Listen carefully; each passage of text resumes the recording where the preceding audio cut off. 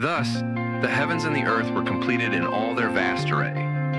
By the seventh day, God had finished the work he had been doing. So on the seventh day, he rested from all his work. Then God blessed the seventh day and made it holy, because on it he rested from all the work of creating that he had done. This is the account of the heavens and the earth when they were created, when the Lord God made the earth and the heavens. Now no shrub had yet appeared on the earth, and no plant had yet sprung up.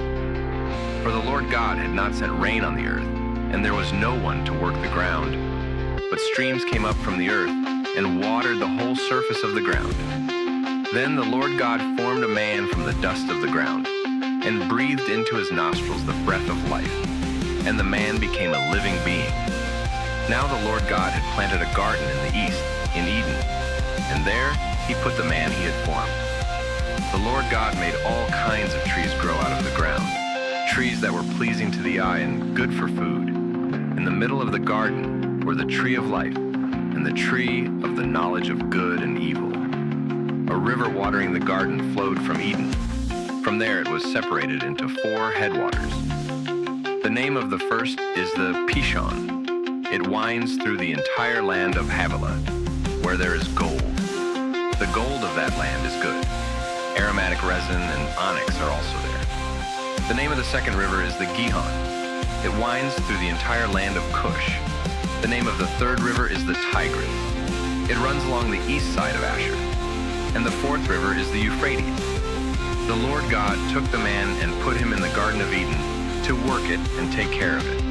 And the Lord God commanded the man, "You are free to eat from any tree in the garden, but you must not eat from the tree of the knowledge of good and evil. For when you eat from it, you will certainly die."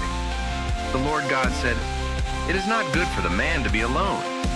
I will make a helper suitable for him."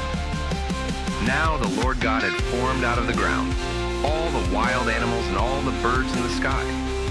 He brought them to the man to see what he would name them. And whatever the man called each living creature, that was its name. So the man gave names to all the livestock, the birds in the sky, and all the wild animals. But for Adam, no suitable helper was found.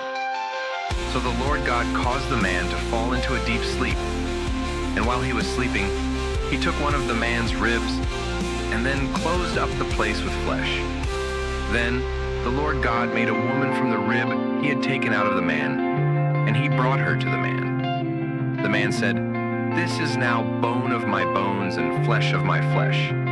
She shall be called woman, for she was taken out of man." That is why a man leaves his father and mother and is united to his wife, and they become one flesh. Adam and his wife were both naked, and they felt no shame.